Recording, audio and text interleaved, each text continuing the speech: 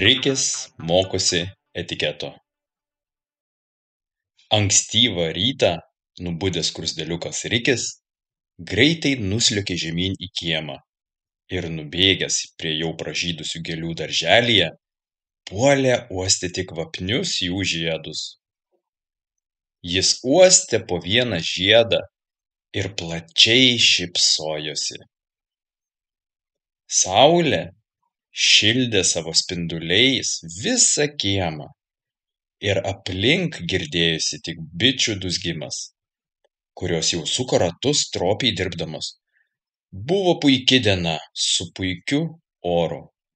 Gėlių kvapai skruzdėliukui šiek tiek apsuko galvą ir jis akimirką stabtelėjęs pagalvojo, kad šiandien išties būtų puiku ką nors smagaus nuveikti.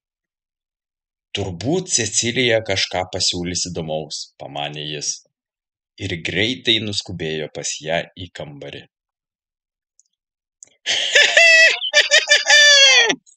Cecilija, kelkis! Šiandieną saulė skaisčiai šviečia ir kažką smagaus veikti kviečia. Jo nuostabai Cecilijos nebuvo lovoje ir ji ką tik išsipraususi įžengė pro duris iš vonios kambario. Labas rytas, skruzdėliuk, tarė ji. Cecilija, kažką paveikiam, sušuko skruzdėliukas. Bet pirmiau pasisveikinkime. Nesisveikinti nemandagu, tarė mergaitė. O kodėl? Nustebo skruzdėliukas. Tai vadinama kultūringu elgesiu arba, dar kitaip, etiketu, atsakė Cecilija. Etiketė? Kokia dar čia etiketė? Nuščiuvo skruzdėliukas. Ne etiketė, o etiketas. Tai reiškia gero elgesio taisyklės, pabrėžė Cecilija ir paaiškino, visur pasaulyje galioja taisyklės tam, kad būtų lengviau, paprasčiau ir smagiau visiems gyventi.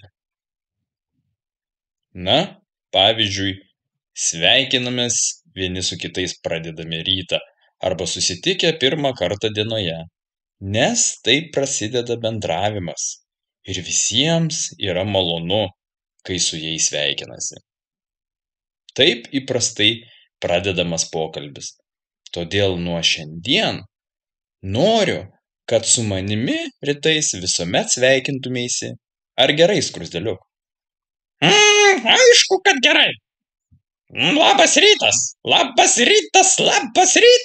Cecilija. Labas rytas. Na, manau, užteks. Jei pasisveikinsi tik vieną sykį.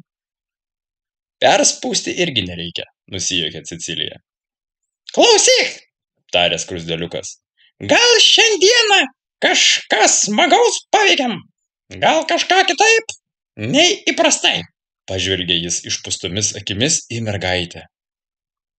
Na, manau, galėtume suorganizuoti šiandien išvyką į miestą, o gal netgi nueiti kur skaniai papusryčiauti. Man labai patinka tavo idėja, Cecilija, sušuko skruzdėliukas. Greičiau einam. Cecilija netruko pastebėti, kaip Rikis atsidūrė prie laukinių durų ir trypčiojo iš nekantrumo nuo vienos kojos ant kitos. Jis buvo pasiruošęs tuoj pat išvykti. Cecilija, paprašiusi mamos nuvežti juodu į miestą ir nusivesti kur pusryčių, gavo mamos pritarimą. Mamai patiko idėja pavalgyti kur nors mieste ir ji jau vilgosi nertą medvilninę suknelę. Netrukus, apsiavusi batus, pasikvėpino ir, pasiėmusi rankinę, išėjo į kiemą. kur Cecilija ir Rikis apžiūrinėjo savo gėlių darželį. Sulipę į automobilį, Cecilija ir jos mama ir Rikis nuvyko į miesto pusryčių restoraną. Dar važiuojant mašinoje, Rikis stipriai nusičiaudėjo. Ir Cecilijos mama paaiškino Rikiui, kad nusičiaudėjus, kartais stipriai nusikosijus ar atsirūgus pagal tinkamo elgesio arba kitaip tariant etiketo taisykles, reikia pasakyti stebuklingą žodelį atsiprašau. Taip Rikis išmoko dar vieną etiketo pamoką.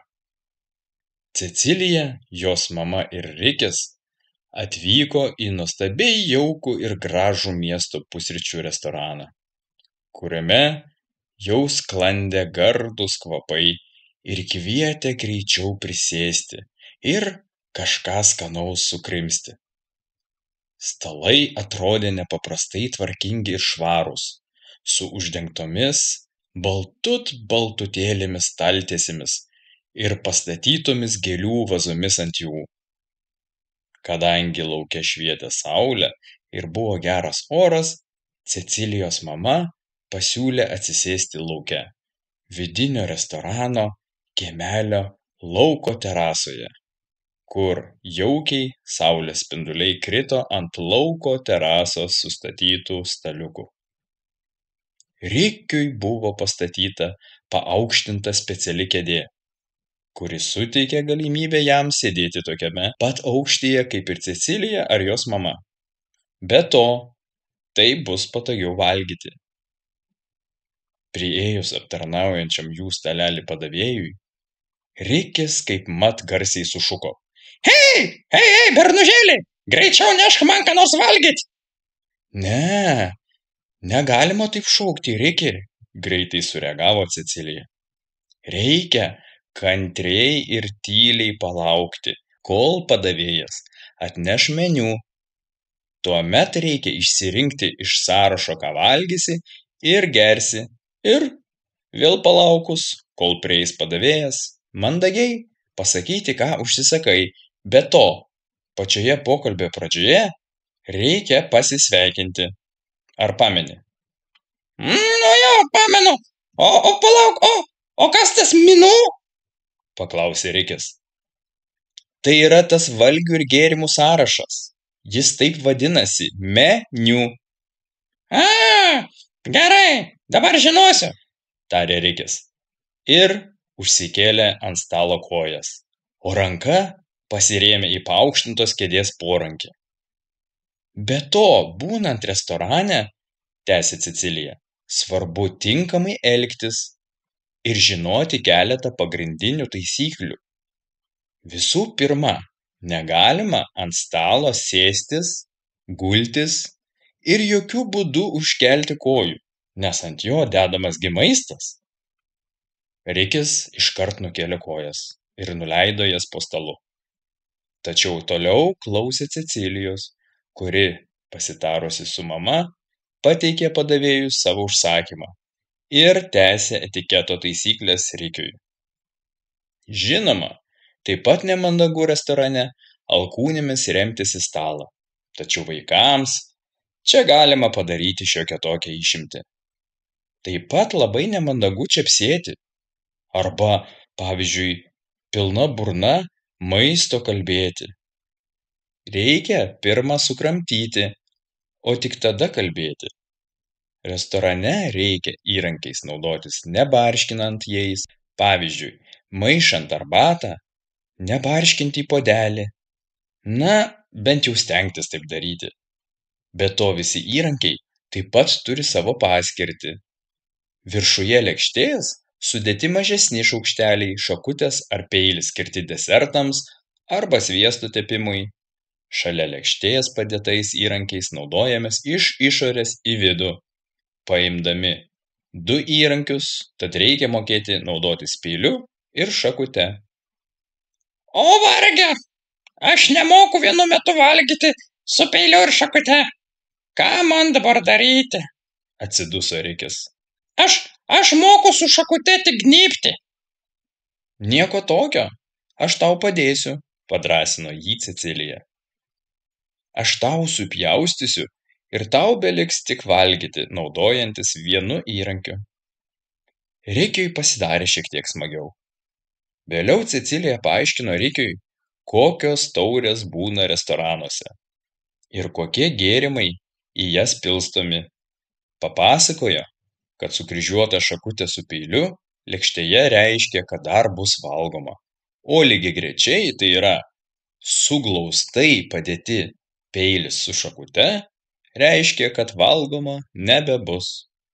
Rikis, klausydamas Cecilijos, paėmė medžiaginę stalo servetėlę ir garsiai išsišnipštė nosį. Cecilijos mama greitai padavė Rikiui popierinę servetėlę ir paaiškino jam. Su restorano medžiagine servetėle negalima pūsti nosies. Tam reikalui naudoti reikia popierinę nosinaitę arba savo asmeninę nosinę. Medžiaginės nosinės skirtos valgant apsidengti kelius, tam, kad neapsitaškyti maisto likučiais ar padažais rūbų. Taip pat galima, baigus valgyti, servetėle iš audeklo nusausinti lūpas, bet jokiu būdu nevalyti veido. O į medžiaginę servetėlę įsidėti maisto ir neštis galim? Paklausė Rikis. Jokiu būdu, atsakė Cecilijos mama. Servetėlė skirta tik apsidengti kelius arba nusausinti lūpas, nei krauti maisto, nei valytis batus ar dar kažką su ja daryti. Negalima. Jeigu stipriai išsitepei, visada galima paprašyti popierinių servetėlių, jei nėra jų ant stalo. Kas dažniausiai būna? Viskas aišku, apibendrino Rikis. Restorane geriausiai atėjus elgtis ramiai, nešūkauti, nešnypšti nosies ir nekrauti ant stalo kojų ar alkūnių. Tada reikia mandagiai užsisakyti maisto, užsikloti medžiaginę servetėlę kelius, o kai atneš maistą, valgyti nečepsint ir pilna burna nekalbėti. Teisingai, Riki, nudžiugo Cecilija. Viską labai gerai supratai. Pavalgius ir apmokėjus sąskaitą, ypač mandagu padėkoti už skanų maistą ir atsisveikinti. Bet manau, tą tu jau ir taip moki. Aišku, šitą tai aš moku. Svarbu maistas būtų skanus. Taip jiems bekalbant, padavėjas atnešė jų užsakytą maistą. Valgiai buvo išties skanūs ir Rikis bei Cecilija su mama labai gardžiai pavalgė. Rikiui labiausiai patiko desertas, nuo kurio jam ant lūpų liko prilipusių cukraus gabalėlių. Tuomet jis prisiminė, kad juos švelniai nuvalyti galima medžiaginę servetėle, ką jis ir padarė. Cecilija nusišypsojo ir pagyrė Rikį. Be to, Rikis nepamiršo išeidamas iš restorano atsisveikinti ir padėkoti už skanų maistą. Tądien Rikis daug klausinėjo apie etiketą ir elgesio taisykles, o Cecilija ir jos mama daug pasakojo. Rikiui buvo labai įdomu. Jeigu įdomu ir tau, gali paklausinėti apie tai savo artimųjų. Na, o dabar aš jums sakau iki kitų kartų ir susimatymų su Cecilija ir Rikiu.